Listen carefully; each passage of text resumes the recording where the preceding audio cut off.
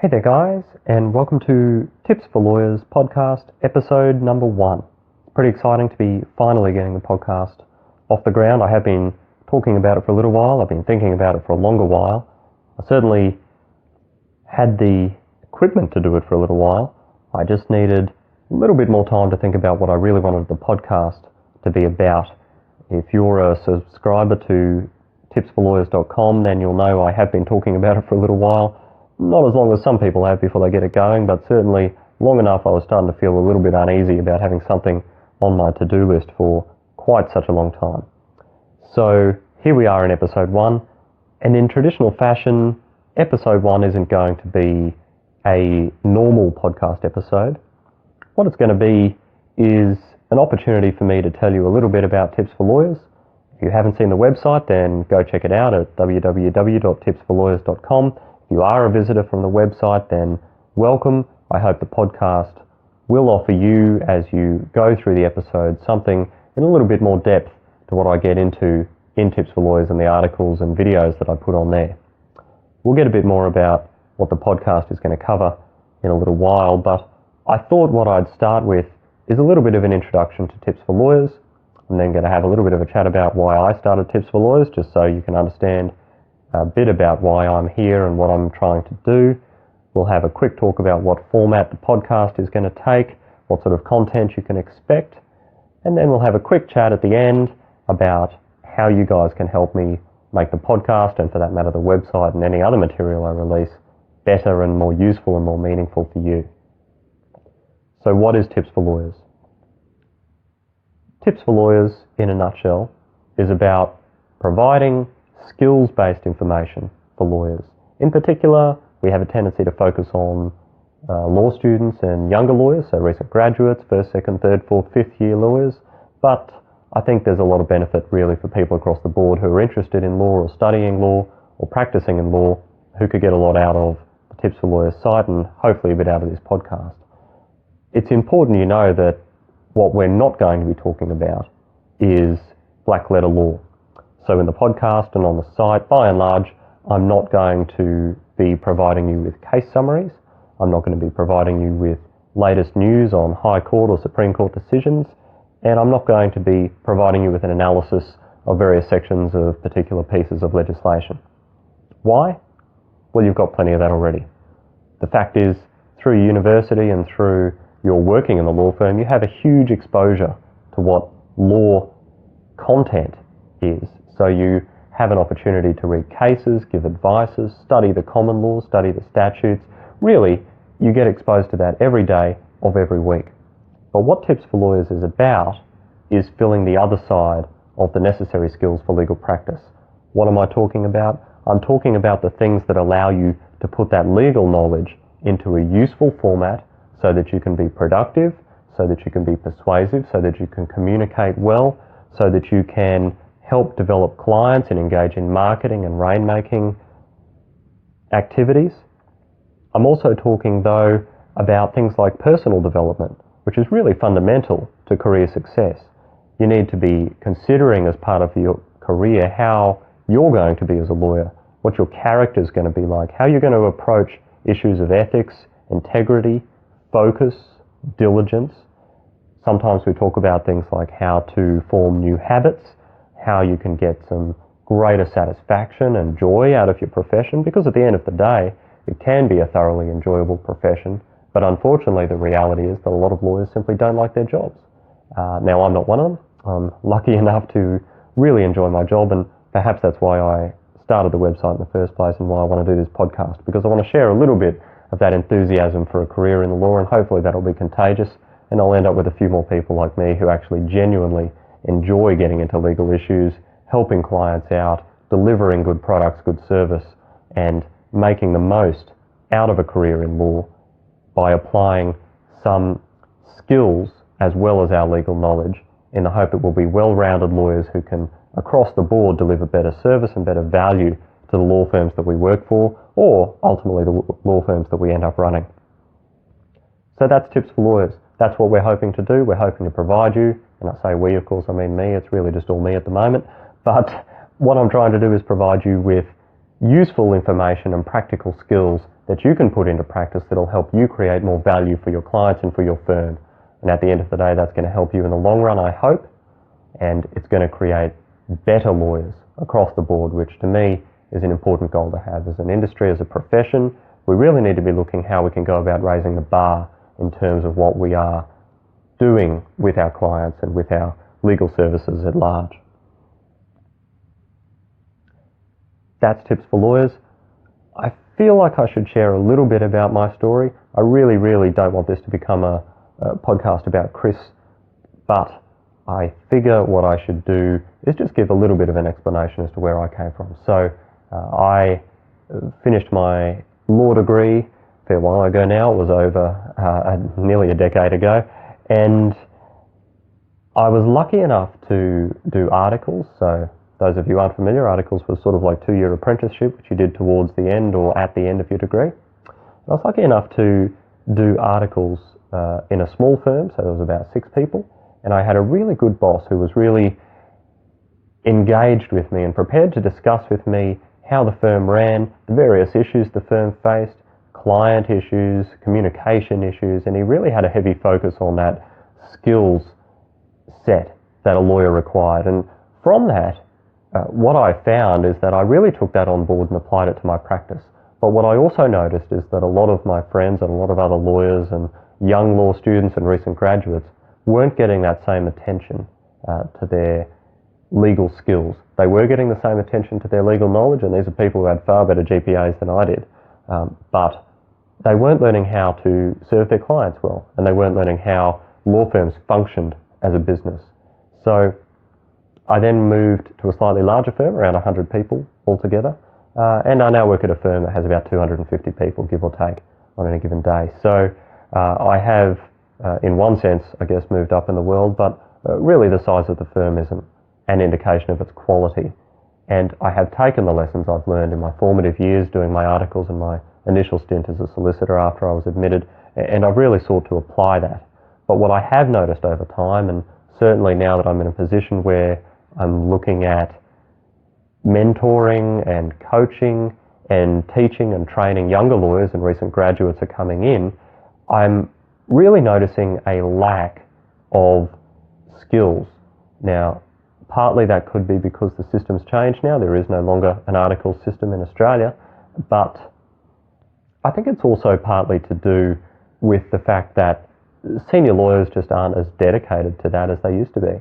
So senior lawyers are now often quite wrapped up and extremely busy in billable work. They're doing client work, they're doing complex work, and it's very hard to pull them away from that or to get them to focus on anything other than that, because the reality is the short-term economic imperative of making your billable hours and billing the necessary time is what keeps you employed. It's what keeps the money coming in the door, and it's what keeps the firm functioning, at least on one level. But to me, there is a longer-term imperative, and that is, what value is there going to be longer-term in applying ourselves to training and coaching and providing skills for junior lawyers that in turn allow them to be more productive, that allow them to exercise greater control over files, to deliver work faster and more accurately.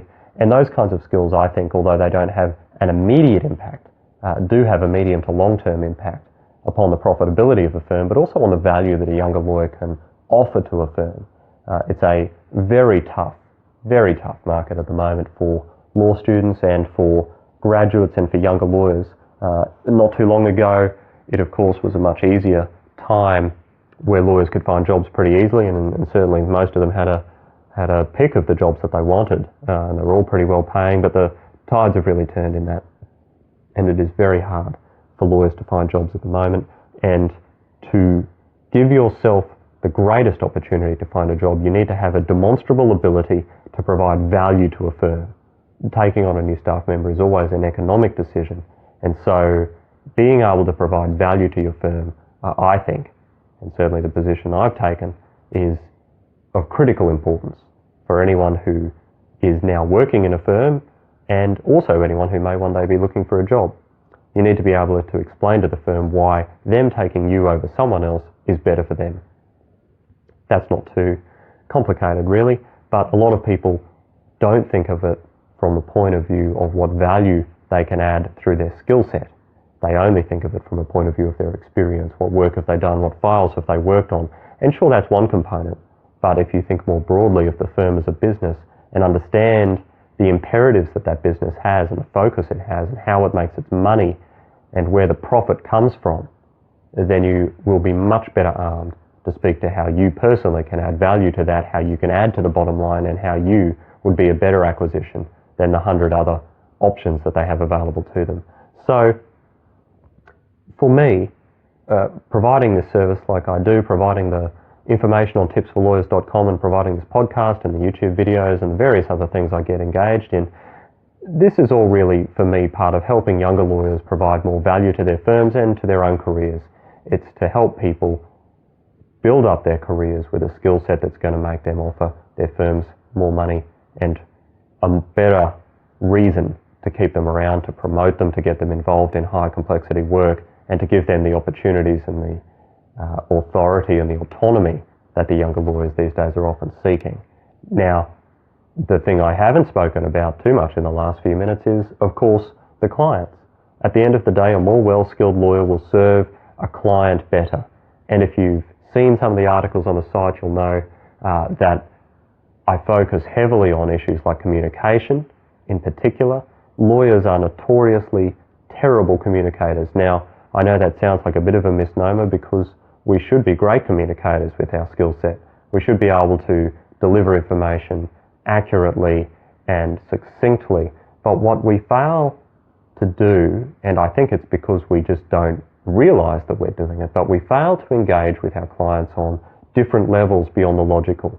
Lawyers are highly analytical, logical people. Whether we started that way or not, we have a tendency to come that way out the other end of our law degrees, and certainly after a few years in practice. And we somewhere along the way lose the ability to engage with people on an emotional level.